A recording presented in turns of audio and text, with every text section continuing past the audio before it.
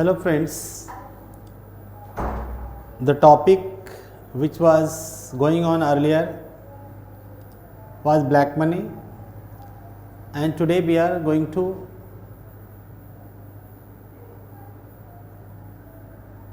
deliver my lecture on the impact of black money. Impact of black money means कि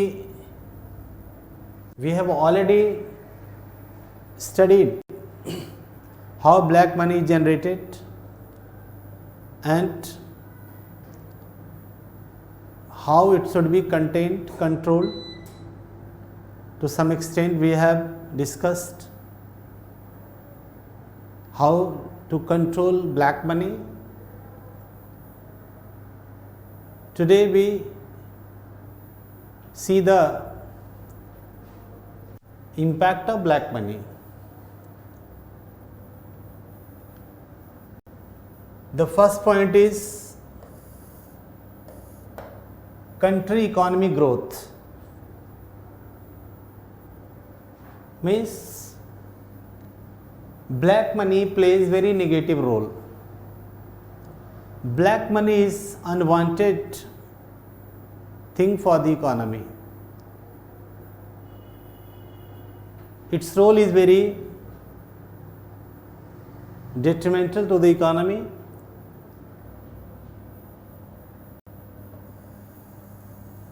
It halts the country GDP. कहीं न कहीं black money देश की GDP को रोकता है, परेशान करता है, क्योंकि government lakhs funds and without funds government can not invest. So the government earnings depends upon the tax revenue. यहाँ पे देखिएगा, आप जैसा जानते हैं कि गवर्नमेंट की जो रेवेन्यू का जो सबसे बड़ा सोर्स है वो क्या है? टैक्स है. और यदि टैक्स ही ना आए तो फिर गवर्नमेंट का की जो रेवेन्यू होगा वो डिक्लाइन करेगा. If the public will not pay the tax to government, government cannot fund to particular sector which needs the fund for their better operation. मतलब कि सरकार को यदि पब्लिक पे नहीं करेगी टैक्स के रूप में जो लोग कर सकते हैं, तो गवर्नमेंट के पास फंड की कमी हो जाती है, और in that situation government is unable to allot funds for the particular sector, and in lack of proper funds the particular sector is unable to perform well. तो यदि फंड नहीं मिलेगा, मतलब फंड कहाँ से आएगा? टैक्स के रूप में आता है. अब मान लो कि अगर उन सेक्टर को फंड करने के लिए टैक्स के रूप में नहीं आएगा तो गवर्नमेंट कंपेल हो जाती है और गवर्नमेंट को दूसरे सोर्सेज के ऊपर में डिपेंड होना पड़ता है. यहाँ पे दिया है कि तब क्या होगा कि government will have to take loans from world bank and other countries, जिससे कि क्या होगा, फिर हमारे देश के ऊपर में एक बर्डन बन जाएगा फॉरेन डेट का. सरकार के ऊपर में फॉरेन डेट मीन्स विदेशी कर्जे का बर्डन बन जाएगा. तो कहीं ना कहीं ये भी हमारी इकोनॉमी के लिए नुकसानदेह होगा. मतलब कि हम एक बड़े कर्जदार रूप में होंगे. बाद में आप सुनते हैं, कहा जाता है कि भारत के प्रति व्यक्ति लोग पे इतना कर्जा है, विश्व बैंक का या और भी अन्य जो विदेशी कर्ज हैं हमारे. तो ये एक प्रॉब्लम क्रिएट करता है ब्लैक मनी. मतलब कि if there is large scale of black money, in that case the government will receive less revenue in the form of taxation. When the revenue is very low, how government will manage the general administration of my country? In that case, the government borrows from the external sources like World Bank or other external sources, and it will pressurize our economy. Financially हम यहाँ पे क्या होता है कि एक कर्जदार के रूप में हमारा देश बन जाता है, कर्ज हमारा बढ़ने लगता है हम पर। तो एक आपने देखा यहाँ पे इम्पैक्ट क्या है कि वो देश की इकोनॉमी की ग्रोथ को रोकता है। सेकेंड है इंक्रीज इन इन्फ्लेशन। इन्फ्लेशन मुद्रास्फीति में बढ़ोतरी होती है। अब मुद्रास्फीति क्या है ये तो हम बड़े डिटेल्स में आगे के क्लास में बात करेंगे जरूर। इसी में आगे हम बात करने वाले हैं। बड़ा इंटरेस्टिंग टॉपिक होगा, आपके लिए जानना होगा। मुद्रास्फीति मीन्स सिंपल मान लें तो चीज़ों के कीमतों में बढ़ोतरी होना। The inflation rises while the black money circulates in the market. Means कि कहीं ना कहीं ब्लैक मनी एक बहुत बड़ी जिम्मेवारी, ब्लैक मनी भी एक बहुत बड़ा जिम्मेवार होता है मुद्रास्फीति को बढ़ाने में। अब मान लो कि अगर ईटेबल गुड्स के प्राइस बढ़ जाते हैं to supply of that black economy and less production of things in that market। मान लेते हैं कि अगर चीज़ें बढ़ जाएं, the price of eatable और other goods are increased to supply of the black money के कारण and less production of thing in that market। मान लो कि मार्केट में गुड्स प्रोडक्ट्स की सप्लाई कम है और ब्लैक मनी का जो सर्कुलेशन है वो ज़्यादा है, तो so people which have that money they offer more prices in the market as compared from other people. तो ऐसे में क्या होता है कि अगर देश के अंदर प्रोडक्शन कम है और ब्लैक मनी अधिक है, तो फिर क्या होता है कि लोग ब्लैक मनी ज़्यादा से ज़्यादा पे करना शुरू करते हैं मार्केट में as compared from other person. यानी जिनके पास ब्लैक मनी होता है वो ब्लैक मनी ज़्यादा देना शुरू कर देते हैं, तो कीमतें बढ़ने लगती हैं। The impact of black money heavily puts on the national sources of the country.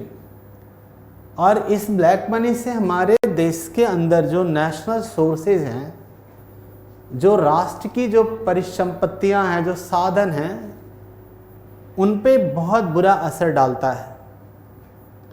और national resources are eliminating not for the sake of our government purpose, because some corrupt persons are using the national resources for his own profit।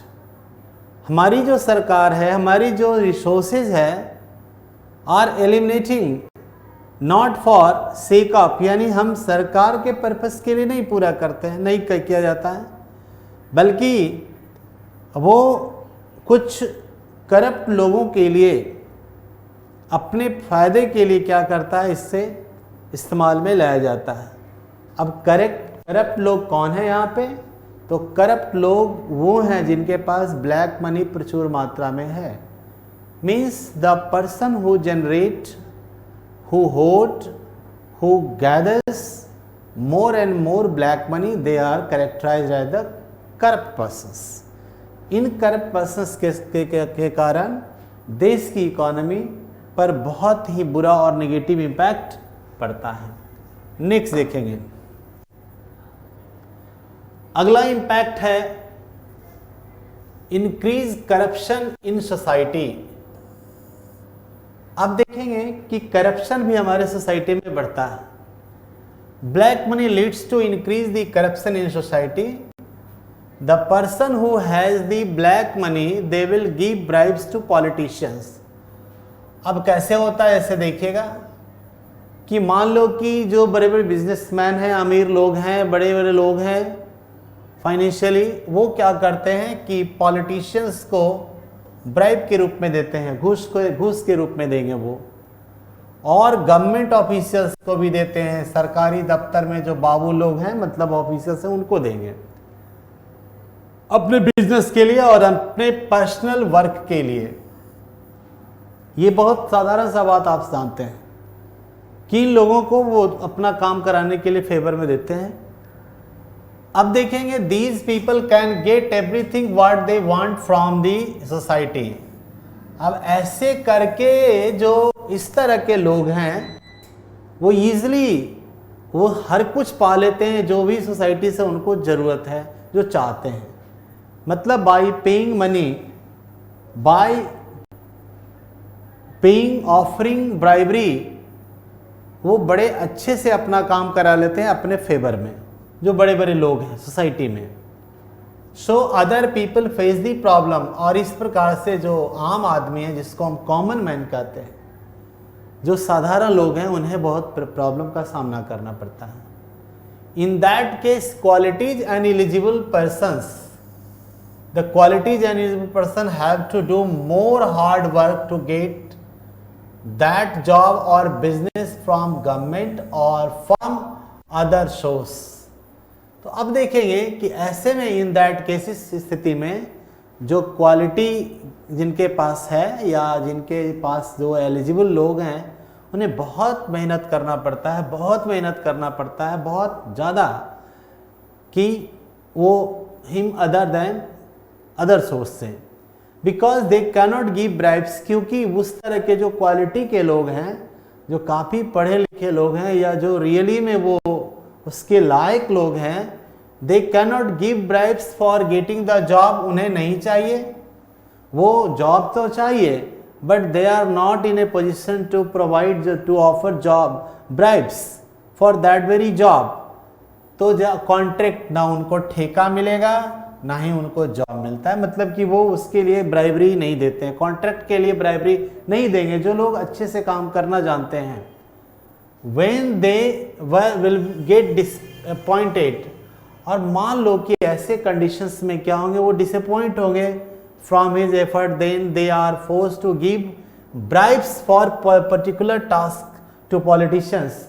तो जब उनको वो काम, contract या work नहीं मिलेगा, इन that case उन्हें भी क्या करना पड़ता है, ब्राइबरी के रूप में देना पड़ता है पॉलिटिशियंस को और हाई प्रोफाइल गवर्नमेंट पर्सन्स को देना पड़ता है। सो दे आल्सो इन्वॉल्व, मतलब कि हर आदमी कंपेल कर दिया जाता है देने के लिए, ब्लैक मनी देने के। जिसके पास ब्लैक मनी होता है वो तो देता ही है, और दूसरे लोग भी अब अगर वो कुछ करना चाहता है, काम कराना चाहता है तरीके सही से, पर फिर भी सही तरीके के लिए भी उन्हें पे करना पड़ता है ब्लैक मनी के रूप में। अब मान लो कि हमारे यहाँ भी देखेंगे आप ब्लॉग वगैरह में कि अगर आपको ज़मीन का कुछ रसीद करवाना हो या वो कराना हो, कागज़ निकालना हो, तो आप इतना चक्कर लगाएंगे, इतना चक्कर लगाएंगे कि आपको अंतिम में आप बिल्कुल फ्रस्ट्रेट हो जाते हैं। फ्रस्ट्रेट होने के बाद कहते हैं चलो भाई चलो फिर आप ब्राइबरी ऑफर करके कि काम, means you know very well that without paying bribery your work will not be favoured. तो ऐसे में each and everybody is compelled to offer bribes to the public officers and the politicians. तो through these sources black money generated, इससे भी black money बनता है, मतलब बनता भी है और इनके ये असर इम्पैक्ट भी ऐसे पड़ते हैं ब्लैक मनी के। नेक्स्ट है effect on income distribution system. अब देखेंगे इनकम डिस्ट्रीब्यूशन सिस्टम में भी इसका इम्पैक्ट पड़ता है। जैसे black money increases the personal income difference in the society. निश्चित रूप से अगर हम ब्लैक मनी कमाएं या आप ब्लैक मनी कमाएं, फिर एक देखेंगे कि you will find that there is certain gap between the two section of the society. The one section is haves and another section is have nots. तो निश्चित रूप से इससे सोसाइटी में एक गैप बढ़ता है। ब्लैक मनी एक गैप बढ़ाता है, और the person who is paying his tax regularly his income did not match with other who is not paying tax, so it widens the income gap in the society. अब एक देखेंगे कि एक व्यक्ति मान लो कि अपना टैक्स को सही तरीके से डाल रहा है, दे रहा है, सरकार को पे कर रहा है, पर दूसरे लोग उस टैक्स को सही तरीके से पे नहीं करते हैं। तो ऐसे में क्या होता है, उन दोनों के बीच में एक बड़ा सा गैप बन जाता है और इनकम का गैप बन जाता है सोसाइटी में। मतलब एक अमीर का गैप एक सेक्शन में बढ़ जाता है, दूसरा कम अमीर के, तो एक तरह के गैप दिखाई देता है यहाँ पे। नेक्स्ट इंपैक्ट है illegal transfer funds from India to other countries. अब आप कभी कभी सुनते हैं कि विदेशी बैंक में हमारे भारत के बहुत सारे ब्लैक मनी जमा है, स्विस बैंक में या अन्य बैंक में, जिस पे कि भारत में जनरली इलेक्शंस लड़े जाते हैं। हर बार लोकसभा के चुनाव में या पार्लियामेंट्री जो भी इलेक्शंस होते हैं उसमें आप देखिएगा कि कोई ना कोई पक्ष जरूर इसी मुद्दा को लेकर के आगे बढ़ाती है कि हमारे एक बहुत बड़े लॉट में क्या है, ब्लैक मनी विदेशों में हमारा डाला हुआ है। तो देखिएगा कैसे होता है। Black money is transfer to foreign country through secret channel. ये सीक्रेट चैनल के थ्रू ब्लैक मनी जाता है। This transaction of black money to foreign country violates the law of exchange regulation. मतलब क्या है कि ये टू फॉरेन कंट्री में, और ये लॉ ऑफ एक्सचेंज के नियम जो होते हैं हमारे, उनके वायलेशन करता है। मतलब मनी को जो एक्सचेंज होता है, एक देश एक मुद्रा से दूसरे मुद्रा में जो एक्सचेंज किया जाता है, वो एक लॉ के सहारे होता है। लेकिन यहाँ पे इस लॉ को क्या किया जाता है, वायलेशन किया जाता है, और ब्लैक मनी को फॉरेन कंट्री में हम ट्रांसफ़र कर दिया जाता है। तो इससे भी गवर्नमेंट को एक बड़ा फाइनेंशियली नुकसान उठाना पड़ता है। नेक्स्ट देखेंगे आगे। नेक्स्ट इम्पैक्ट है, जो इंपॉर्टेंट इम्पैक्ट है, फॉर्मेशन ऑफ पैरेलल इकोनॉमी। यहाँ एक सवाल आप लोग पीटी के लिए नोट कर लेंगे या मेंस के लिए भी, इंटरव्यू के लिए भी, कि पैरेलल इकोनॉमी क्या होता है। तो पैरेलल इकोनॉमी का डेफिनेशन है कि सर्कुलेशन ऑफ ब्लैक मनी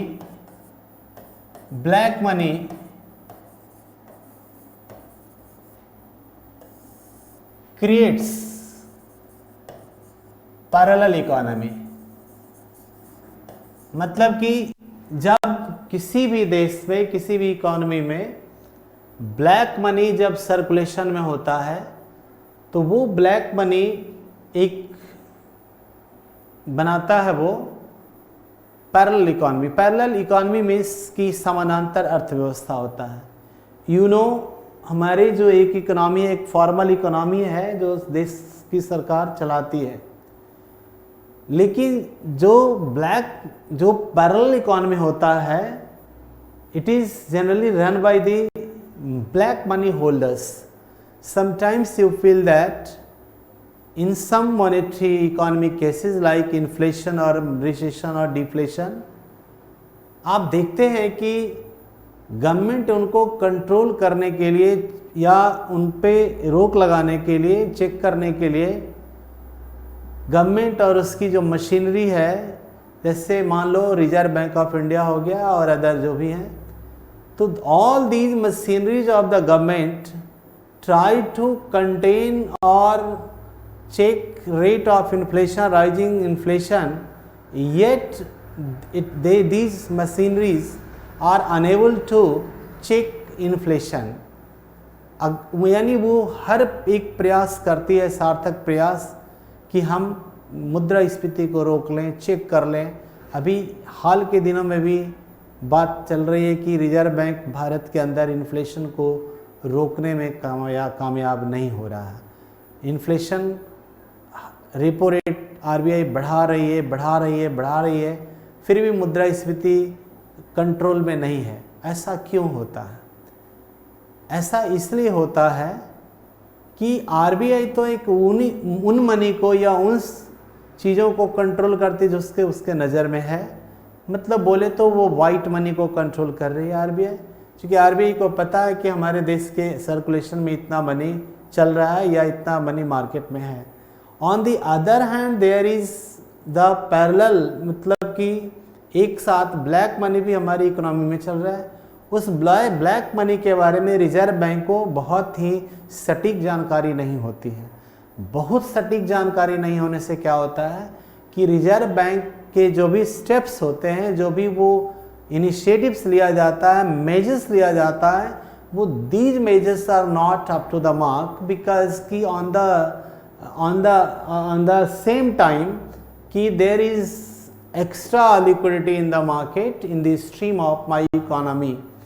तो गवर्नमेंट और आरबीआई क्या करती है, अपने जो उनके नज़र में चीज़ें हैं उनको वो कंट्रोल करना चाहती है। उस हिसाब से अगर इकोनॉमी रहे तो कंट्रोल निश्चित रूप से हो जाएगा, निश्चित रूप से इन्फ्लेशन पे काबू पाया जा सकता है, महंगाई पे काबू पाया जा सकता है। लेकिन चूंकि एट द सेम टाइम एक दूसरी इकोनॉमी देश के अंदर ब्लैक मनी के रूप में चलायमान होती है, प्रचलन में होती है, तो आरबीआई एक ब्लाइंड मतलब ब्लैक कंडीशन में होता है कि उसको पता ही नहीं चल पाता है कि देश के अंदर कितनी मनी वास्तविक रूप से चल रही है। दैट इज वाई वो क्या करेगा कि वो इकोनॉमी में प्रॉब्लम क्रिएट करता है और एक पैरेलल इकोनॉमी खड़ा कर देता है, जिससे कि देश को नुकसान होता है, प्रॉपर वे में जो चेक एंड बैलेंस करने में दिक्कतें का सामना करना पड़ता है। देखेंगे यहाँ पे तो ये क्या इलीगल जो एक्टिविटीज़ हैं के थ्रू भी और hidden from the concern government authority. तो इस मनी को अगर मान लो कि कुछ गलत तरीके से कमाया हुआ मनी है, इसको लोग छुपा करके रखता है, इस पे नहीं करता है। इन अपोजिट वाइट मनी को हम लोग अकाउंट में दिखाते हैं और पे भी करते हैं। तो there is not transaction record of black money. अब ब्लैक मनी का तो कोई ट्रांजेक्शन रिकॉर्ड रहेगा नहीं, कोई रखना भी नहीं चाहता है। कौन चाहेगा कि जेल के अंदर चले जाए? तो ब्लैक मनी का जो रिकॉर्ड है वो कोई नहीं रखना चाहते हैं। This is two different economy. ये दो तरह की इकोनॉमी है, एक है अकाउंटेबल इकोनॉमी है, दूसरा नॉन अकाउंटेबल इकोनॉमी है। ये समझना बेहद जरूरी है कि नॉन अकाउंटेबल और अकाउंटेबल इकोनॉमी का मतलब क्या होता है। जैसे यहाँ पे मान लो कि अगर एक फॉर्मल इकोनॉमी होता है, फॉर्मल इकोनॉमी का मतलब होता है कि जिस इकोनॉमी के बारे में सरकार को हर चीज़ की जानकारी है, मतलब कितना हमारे देश में टैक्स आया, कितना हमारी नेशनल इनकम है, कितनी हमारी महंगाई है, कितना हमारा इन्फ्लेशन, या whatever the achievements, whatever the programmes, whatever the measures, all are in the eyes of the government, all are in the domain of the government. सरकार के नज़र में जो बातें हैं, that is called formal economy. This economy is accountable to the society. मतलब जो सरकार के अंदर में जो बातें हैं, सरकार के पास जो फंड हैं, सरकार के जो रिसोर्स और फाइनेंस हैं, इनसे सरकार अकाउंटेबल बनती है और इनका मेन मोटिव होता है कि वे अपनी सोसाइटी को, अपने लोगों को, अपने सिटीजन्स को, अपने नागरिकों को मैक्सिमम वेलफेयर प्रोवाइड कर सकें। दैट इज वाई जो वाइट मनी होता है वो फॉर्मल इकोनॉमी का पार्ट होता है। वाइट मनी किसका पार्ट होगा?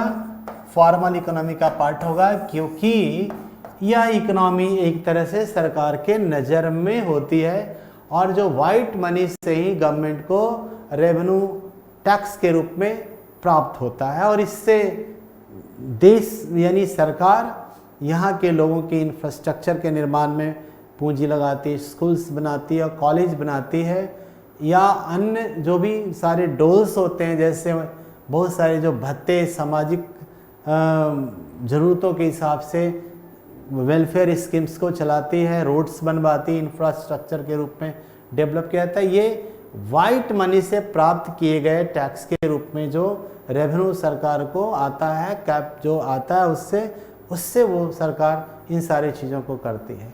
लेकिन दैट इज वाई दिस यानी white money is accountable to the society, accountable to the citizens of a particular country. लेकिन यहाँ पे कहा जा रहा है कि पैरेलल इकोनॉमी, तो parallel economy just opposite to the white economy और फॉर्मल इकोनॉमी, ये जस्ट अपोजिट होता है पैरेलल इकोनॉमी, क्योंकि पैरेलल इकोनॉमी बिल्कुल ब्लाइंड इकोनॉमी होता है जहाँ पे सरकार को बहुत आइडिया नहीं उसके बारे में होता है। नाउ अ डेज तो अब देखेंगे यहाँ पे कि ये नॉट अकाउंटेबल होता है, मतलब कि पैरेलल इकोनॉमी अकाउंटेबल नहीं होता है। am I right?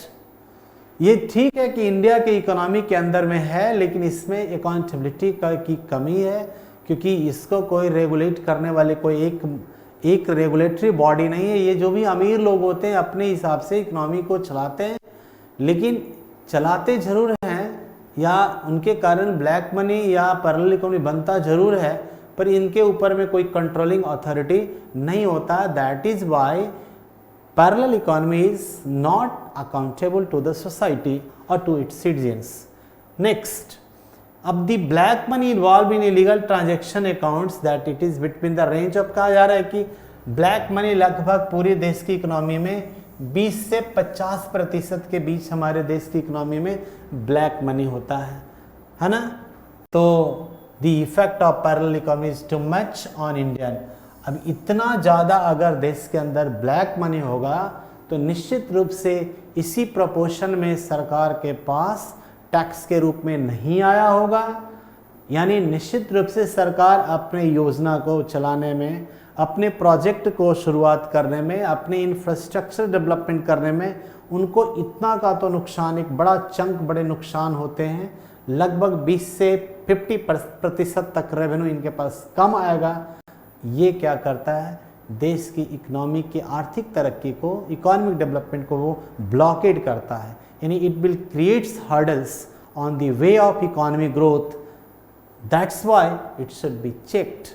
This very parallel economy also plays very negative role for the Indian economy। अब देखेंगे नेक्स्ट है impact on India reputation of. हाँ, निश्चित रूप से रेपुटेशन पर भी असर पड़ेगा। ओवरऑल हमने देख लिया कि कैसे कैसे जो ब्लैक मनी है इंडिया की इकोनॉमी को कैसे नुकसान पहुंचा रहा है, कैसे वो वीकेंड कर रहा है, कैसे वो डैम्प कर रहा है। और अब देखें कि इनके रेपुटेशन पे क्या असर पड़ता है दुनिया में। तो black money and corruption put a very impression on Indian reputation. सही बात है, जैसे करप्शन तो है भाई भारत के अंदर में, आप देखते होंगे आए दिन रिपोर्ट निकलते रहता है करप्शन का। तो इनके अलग अलग रिपोर्ट्स आते हैं दुनिया में, ब्लैक मनी और करप्शन दोनों एक तरह से इंटीग्रल। जो ब्लैक मनी करेगा वो करप्शन के एक्टिविटी में लगा रहेगा, या करप्शन के एक्टिविटी से भी ब्लैक मनी बनता है, दोनों बात।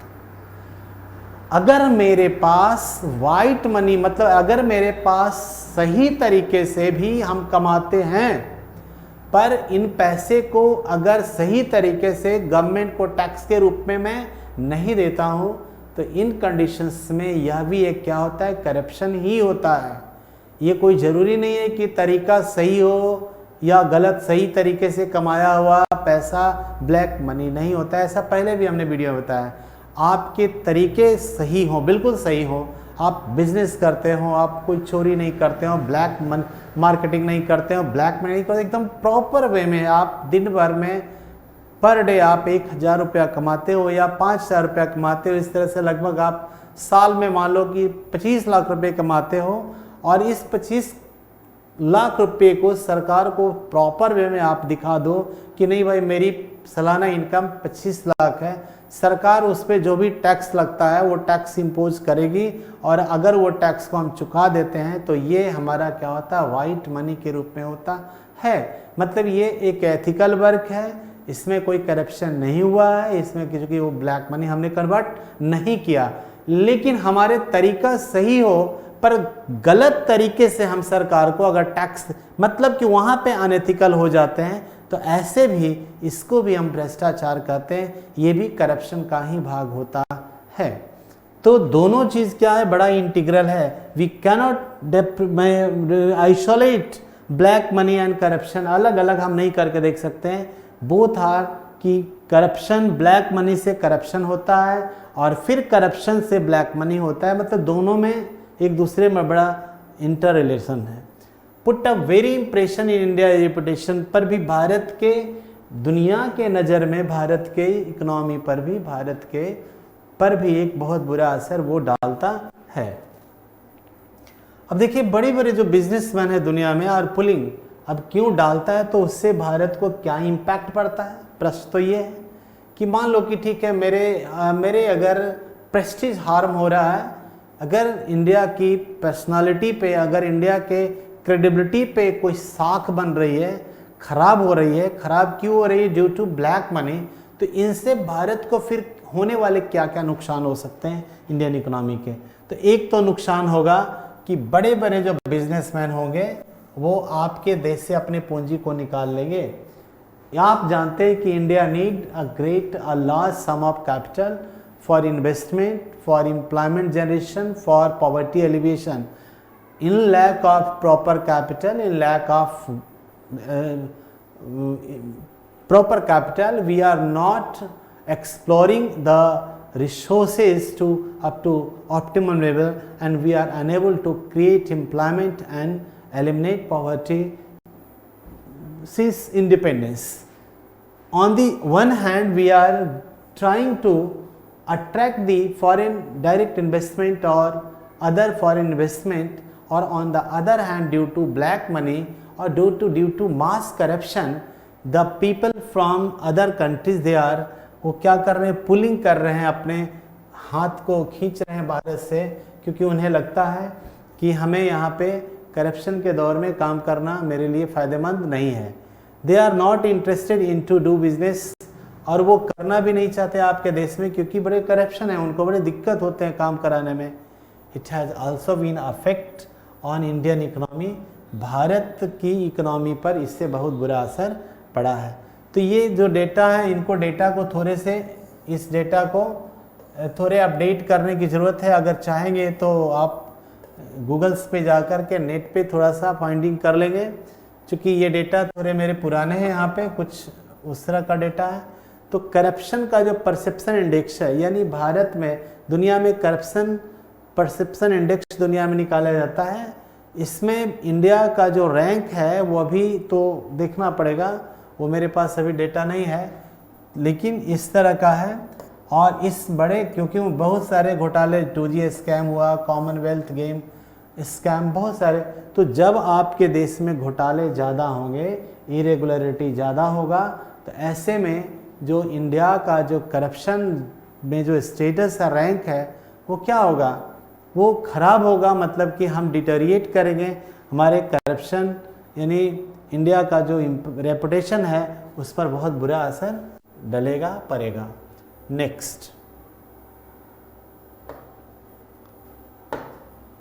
अब देखिएगा, यानी हमारी जो कोशिश है कि all types of complications, not only for your PT but also mains and even your interview,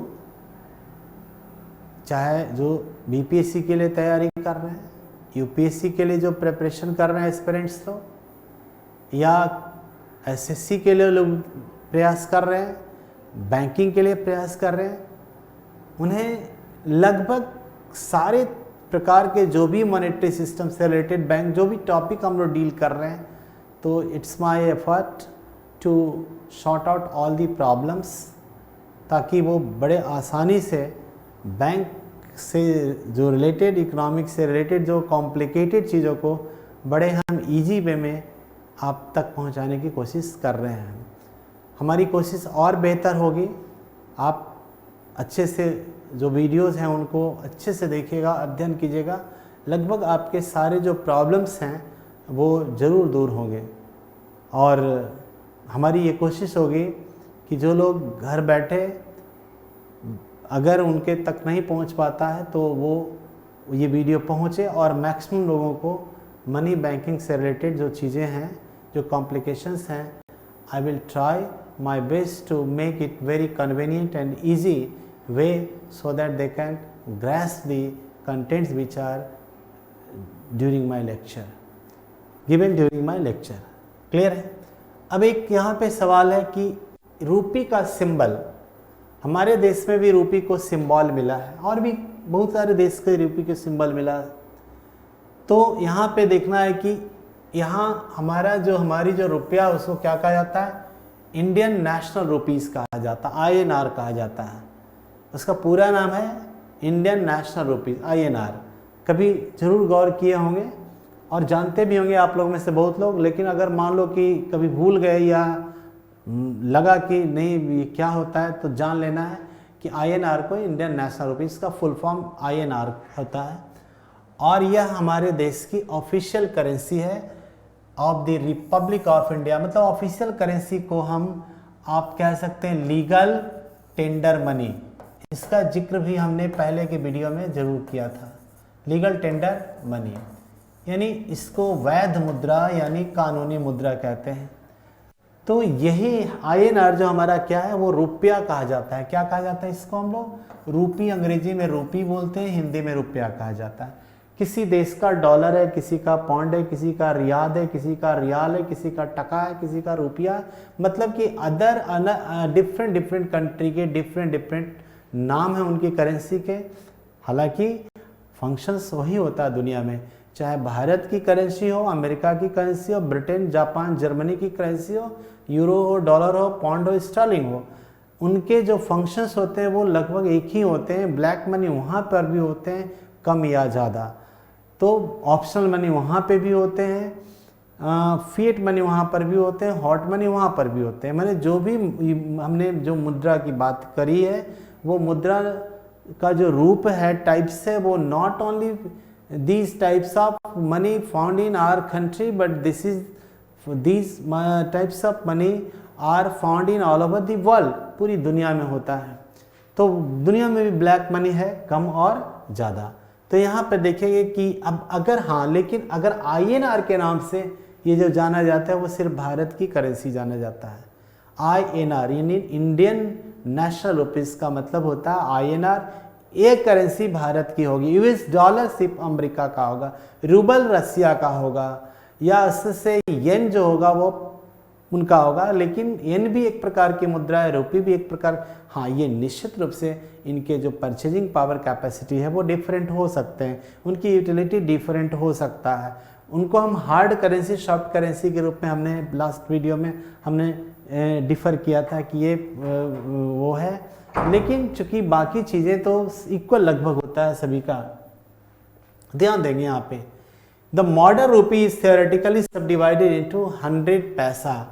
ये भी जान लेना है कि हमारे जो मुद्रा है, हमारा जो पैसा है, रुपया है, वो सिंगुलर यानी 100 पैसे से 1 रुपया बनता है।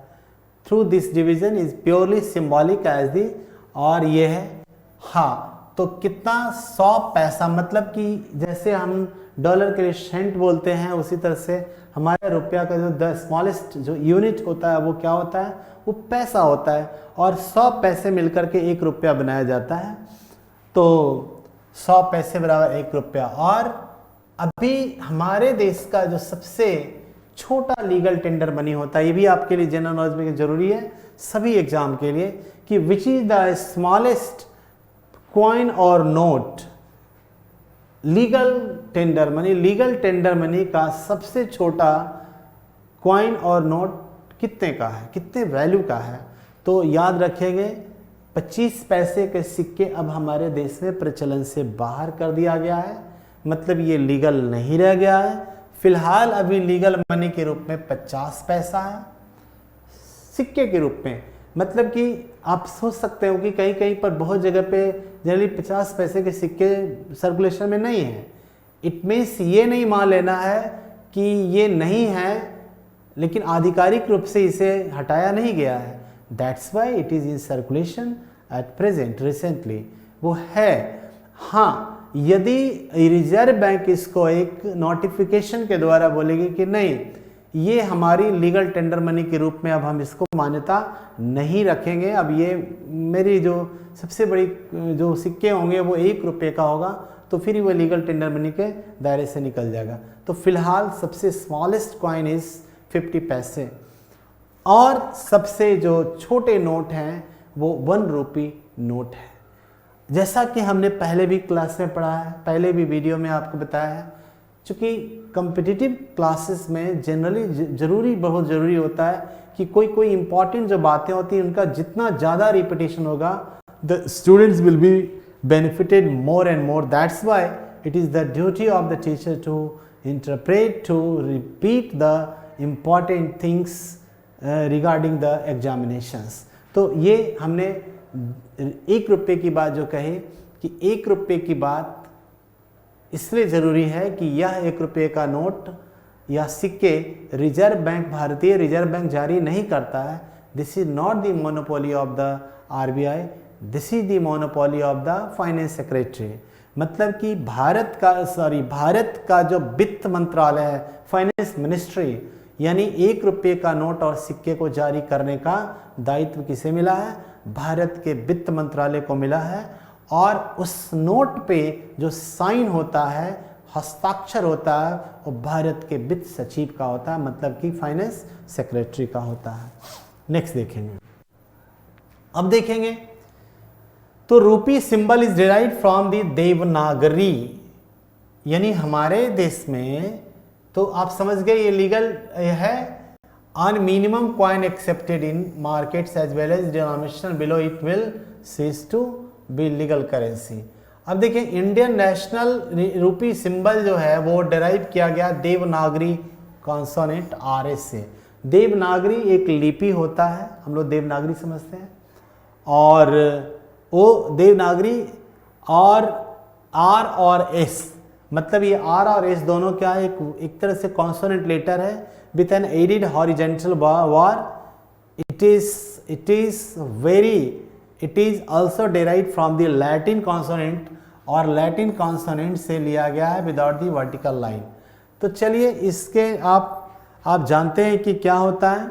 लगभग रुपया जो होता है, रुपया के बारे में ज़रूर आपको आइडिया होगा कि रुपया का जो साइन है, मतलब कि उसके जो लोगोज हैं, कम से कम वो तो आपको आइडिया होगा ही। तो नेक्स्ट देखेंगे, rupee is derived from Sanskrit word raupya means silver और मेड ऑफ सिल्वर। चलिए देखिए, एक चीज़ जानना जरूरी है कि हमारे देश का जो रूपी है, हमने संस्कृत भाषा के रौप्या से लिया है। उस रौप्या का मतलब ही होता है सिल्वर, और सिल्वर से बना कोई चीज़ हो सकता है। बहुत पुराने ज़माने में सिल्वर के भी नोट और सिक्के, मतलब नोट नहीं सिक्के हुआ करते थे। ध्यान देंगे। Next, now we have to learn the value of money.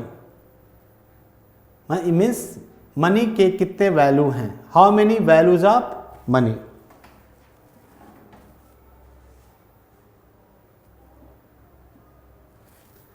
Values of money,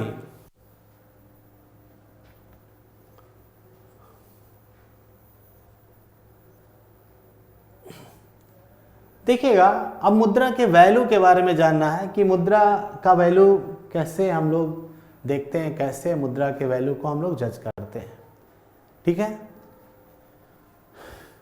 money in it self may be quite valueless. मूल्य, इसका मतलब क्या होता है? मूल्य। अब एक चीज़ हम आपको क्लियर कर दें इस सेशन में, क्योंकि हमारे बहुत सारे व्यूअर्स, रिस्पेक्टेड व्यूअर्स जो अपने फ्यूचर के लिए, ब्राइट फ्यूचर के लिए पढ़ाई कर रहे हैं, कोशिश कर रहे हैं, आप सभी को मेरी अग्रिम शुभकामना। You will do better in your life and whatever you have dreamed, God bless you and motivate all of you to achieve your goal. इसकी बहुत बहुत मेरी शुभकामना मेरे तरफ से आप लोग सबको। तो पहले यहाँ पे एक चीज़ हम लोग बता लें कि मूल्य मतलब वैल्यू, और कभी कभी कीमत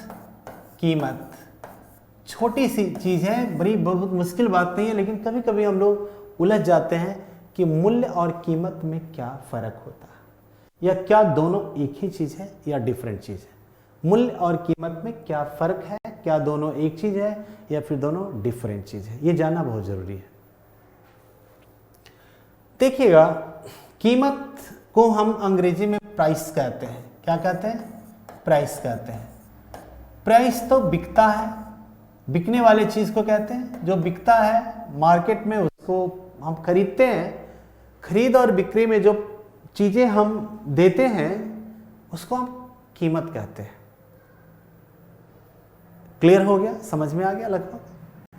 कि जब कोई चीज़, मान लो कि एक सिंपल सा एग्जांपल मैं आपको देता हूँ कि यदि आप कोई ऐसे जगह पे गए जहाँ पे कि पानी की क्राइसिस है बहुत, या कुछ खाने पीने का कोई चीज़ नहीं है और आपको जोरों की भूख लगी है, you feel very thirsty, in that case कि आपको कुछ भी मिल जाए तो अब डजेंट मैटर कि वो चीज़ कितना का मिले, वो मैटर नहीं करता है अब। हाँ, जहाँ सब कुछ है वहाँ पे मैटर करता है कि नहीं भाई ये महंगा है सस्ता है। लेकिन अब मान लो कि यदि आप बहुत प्यास से तड़प रहे हैं तो कोई व्यक्ति अगर आपको 20 रुपये का एक गिलास पानी दे दे तो 40 रुपये का 2 गिलास पी करके आप सेटिस्फाई होते हैं। तो जो 20 और 20 यानी 40 रुपया खर्च करते हैं वो उस पानी की कीमत है, लेकिन उसकी वैल्यू समझ में आ रहा है आपको? वैल्यू क्या होता है? बहुत बच्चे यहाँ पे कंफ्यूज हो जाते हैं लगभग कि वैल्यू और कीमत दोनों को एक ही समझ बैठते हैं। और कभी कभी लोग बोल देते हैं इस किताब का मूल्य क्या है भाई? हिंदी में मूल्य बोला जाता है। इस चीज़ पेन का मूल्य क्या है भाई? कभी कभी लिखा भी रहता है उसके मूल्य पे, पर नहीं, मूल्य एक डिफरेंट चीज़ होता है और कीमत एक डिफरेंट चीज़ होता है। अब मान लो कि तो आपने 2 गिलास पानी पी लिया, 40 रुपया पे किया और 2 गिलास पानी पी लिया, मतलब पानी का कीमत कितना हो गया? 40 रुपया हो गया। लेकिन मूल्य कितना हुआ? शायद मूल्य अमूल्य होता है, मतलब वो 2 गिलास पानी अगर न मिले तो आपकी जान जा सकती थी। तो आप 40 रुपया के मूल्य के बराबर तो पानी नहीं मिला, मतलब कि पानी का मूल्य है, यूटिलिटी है, यूटिलिटी के ऊपर में डिपेंड करता है मूल्य। जबकि जब हम खरीदते हैं बाजार से कोई चीज़ तो उसके बदले में जो कैश नकदी जो भी कुछ देते हैं, पे करते हैं, वो उसका प्राइस होता है। तो फिलहाल हमें मनी के प्राइस के बारे में नहीं जानना है, बल्कि मनी के वैल्यू के बारे में, मूल्य के बारे में सीखना है, जानना है। देखिए, what is the value of money? Money is in itself may be quite valueless. कह रहा है कि मनी तो अपने आप में वैल्यूलेस है भाई। अरे बड़ा अजीब बात कह रहा है लेखक यहाँ पे कि मुद्रा के तो अपनी कोई कीमत ही नहीं है। सही बात है, मुद्रा की अपनी कोई कीमत नहीं होती है। चलो एग्जाम्पल के लिए एक हल्का सा एग्जाम्पल कोट कर लेते हैं। आप में से जरूर आपके समझने के लिए हम एग्जाम्पल कोट करेंगे, जो हमारे इस वीडियो को व्यूअर्स हमारे हैं, जो रेस्पेक्टेबल व्यूअर्स हैं, उनसे एक छोटा सा सवाल हम पूछ रहे हैं कि एक चीज़ बताइए कि जो 500 का जो नोट है और 1000 का जो नोट था 8 नवंबर 2016 से पहले का, जो हमारे देश की इकोनॉमी में चल रहा था, क्या आप सब में से किसी के पास है या जरूर होगा, या नहीं भी हो सकता है और हो भी सकता है? अगर उस नोट का एक गड्डी आपको मिल जाए, मतलब 500 का एक गड्डी मतलब 50,000 और 1000 का मतलब 1 लाख रुपया का एक गड्डी अगर आपको मिल जाता है, तो उसके क्या मायने हैं, उसकी क्या वैल्यू है मार्केट में? शायद जीरो वैल्यू है। 1 रुपया के बराबर भी वैल्यू नहीं है उसका, 10 रुपये के भी बराबर वैल्यू नहीं है, क्योंकि वो हमारे देश में चलता ही नहीं है। मतलब वो नकली रुपया हो गया। कभी था असली, पर वो नकली रुपया भी हो गया, उसकी कोई वैल्यू नहीं है। तो that is why in the wake of this statement कि the money is in self may be quite valueless. Money अपने आप में वैल्यूलेस है।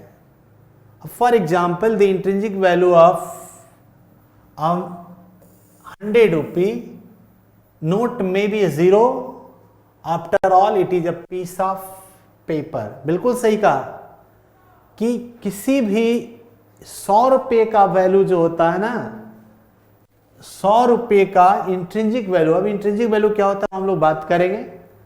इंट्रिंसिक वैल्यू मीन्स होता है मुद्रा की आंतरिक वैल्यू जो होता है, वो 100 रुपये का वैल्यू भी 0 हो सकता है, क्योंकि आफ्टर ऑल ये क्या है, एक कागज का टुकड़ा है। एंड दिस कागज का टुकड़ा मतलब this piece of paper is empowered by the monetary authority by putting the signature of the governor of RBI. If the governor of RBI has not signed any note, that note is completely, अगर उसी note में से अगर मान लो किसी note पे RBI का governor का सिग्नेचर ना हो तो यह नोट का वैल्यू जीरो है। क्या है? जीरो है। And this note is just like as a piece of paper, but its value arises from the fact that, लेकिन कहा जा रहा है क्या? तो मोटे तौर पे आप समझ गए कि चूंकि इस बात को समझना तो बेहद जरूरी है, क्योंकि इस विचार में, इस पॉइंट में ये बताया गया कि मुद्रा अपने आप में तो कुछ है ही नहीं, बिल्कुल वैल्यूलेस है, इनकी कोई कीमत है ही नहीं।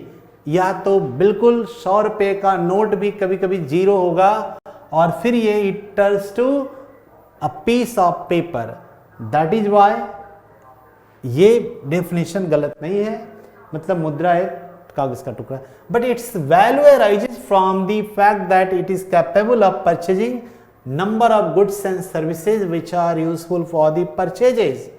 लेकिन कह रहा है कि इसके जो वैल्यू होते हैं ना वो डिपेंड करते हैं, डिपेंड क्या करते हैं? From the fact that capable of purchasing power of number of goods. लेकिन परचेजिंग पावर के आधार पे हम इस मनी को के वैल्यू को समझते हैं। अब वो 1 मिनट के लिए और एक दूसरा एग्जांपल आपको कर लेते हैं। मान लो कि किसी आप ऐसे जगह पे द्वीप पे हैं फंसे हुए जहां आपके पास कई सारे नोट हैं, 2-2 हज़ार के एकदम करारे नोट हैं, लेकिन कोई प्रोडक्ट्स वहां पे नहीं है। तो ये नोट क्या है? ऐसे जगह पे जहां कोई रिसोर्स नहीं, कोई मीन्स नहीं है और आपको उस जंगल में गुजर रहे हैं, नोट तो है भाई, क्या why you through your note, या is the notes will quench your thirst or satisfy your hunger? never। वो आपके प्यास को नहीं बुझाएगा, आपके भूख को भी नहीं मिटा सकता, क्योंकि उस मनी में वो जस्ट एक कागज का टुकड़ा है। अब ये कागज का टुकड़ा तब है जब आरबीआई ने उसको इंपावर भी किए हुए है, मतलब कि आपके हाथ में वो नोट है जिसको आरबीआई के गवर्नर का सिग्नेचर भी है, वो लीगल टेंडर मनी के रूप में भी है और देश की इकोनॉमी में चलमान भी है। लेकिन फर्क क्या है कि आप ऐसे जगह से जा रहे हैं जहां पे कोई प्रोडक्ट्स बिल्कुल नहीं है। अब आपके नोट का कोई मतलब नहीं है, वो नोट रखे रखे इंसान मर जाएगा अगर उसको वस्तु और पानी, खाना पीना अगर वहाँ ना मिले तो। पैसा रहते लोग मर जाएगा, क्योंकि पैसा को हम खा नहीं सकते, पैसा को हम पी नहीं सकते, पैसा को हम पहन नहीं सकते।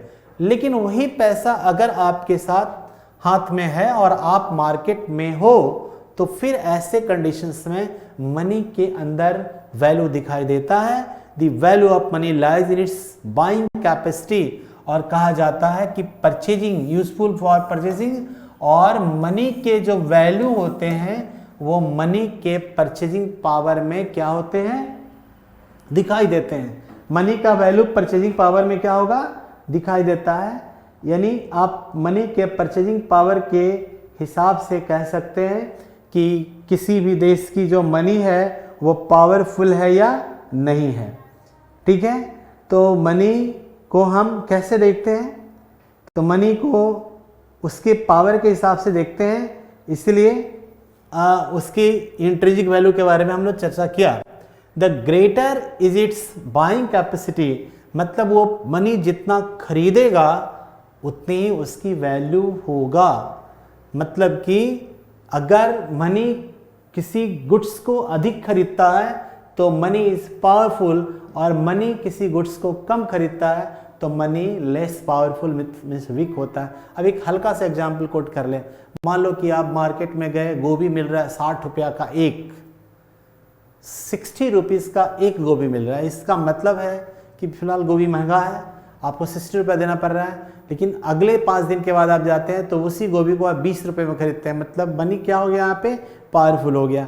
मनी पावरफुल क्यों हुआ? हो सकता है सप्लाई के कारण हुआ है या डिमांड कम होने के कारण हुआ, और डिफरेंट, मैं तो उस पर भी बात हम लोग करेंगे इन्फ्लेशन में।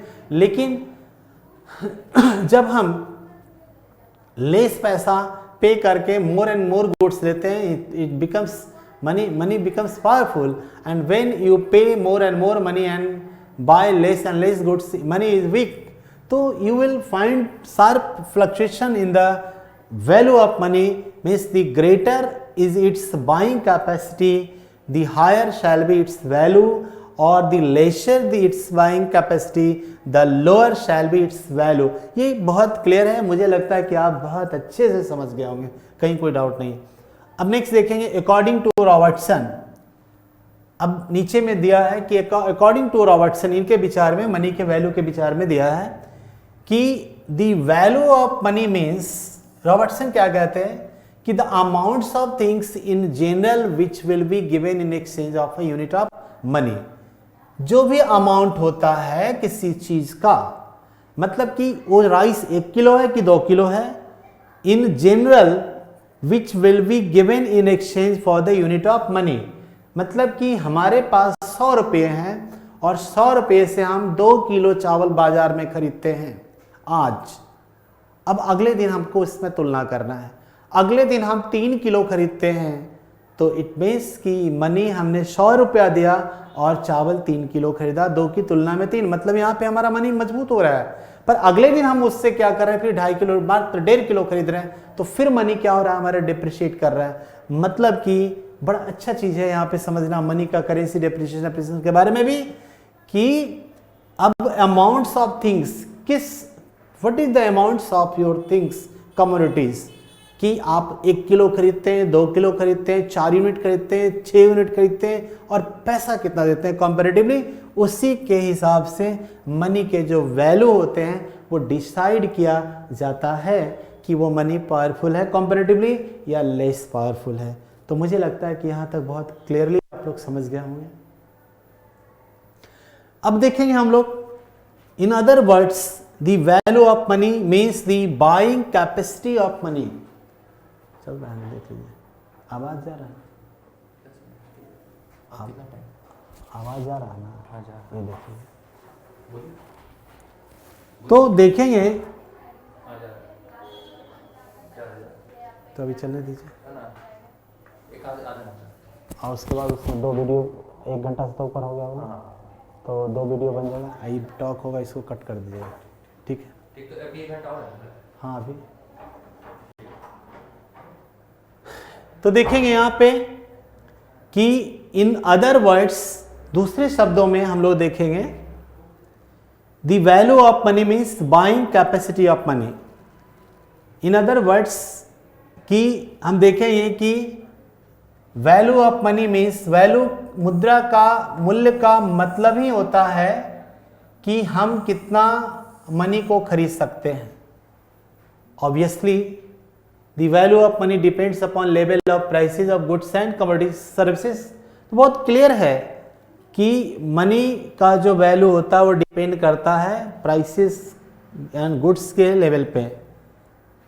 The lower the price level, फिर देख लेंगे एक बार, यदि प्राइस लेवल नीचे है, the higher shall be the value of money. Clear है? मतलब मार्केट में गए और प्राइसेस, चीज़ें बिल्कुल सस्ती है, दाम सस्ते दाम पे मिल रहा है, इट मीन्स कि मनी क्या हो रहा है, हमारा मनी पावरफुल है, मनी के वैल्यू बढ़ रहे हैं। और the higher the prices level, और अगर कीमतें का लेवल घट रही है, इट मीन्स कि the lower shall be the value of money. इसका मतलब मनी का जो वैल्यू है वो घट रहा है। तो ये क्या है कि hence there is inverse relationship, इनका जो रिलेशन है वो उल्टा रिलेशन है, मतलब inverse relationship between the value of money and the price level. The value of money is thus the reciprocal of the price level. मतलब क्लियर समझ गए कि प्राइस लेवल और जो है प्राइस लेवल में और उसमें दोनों में क्या है, यही अंतर है कि प्राइस लेवल गिरेगा तो मनी का वैल्यू बढ़ेगा। इट मीन्स कि आप मार्केट में जाते हैं तो कम पे करके ज़्यादा सामान लाते हैं। प्राइस लेवल घटने का मतलब होता है कि मार्केट में कीमतें गिर गई हैं, मतलब अगर पोटैटो मिल रहे हैं वो आपको 30 रुपये किलो, तो वो 15 रुपये किलो मिलने लगेगा। कैबेज, टमाटो, इन सब के प्राइस डाउन करेगा, राइस के प्राइस डाउन करेगा। व्हेन द प्राइसेस डाउन या lower down, it comes down, in that case your purchasing power of money will be increased। मतलब कि now you are in a position to in a condition to buy more and more goods by paying the same money that you have earlier pay. तो इस हिसाब से ये money के अंदर में और प्राइस और मनी के बीच में एक तरह से रेसिप्रोकल रिलेशन होता है।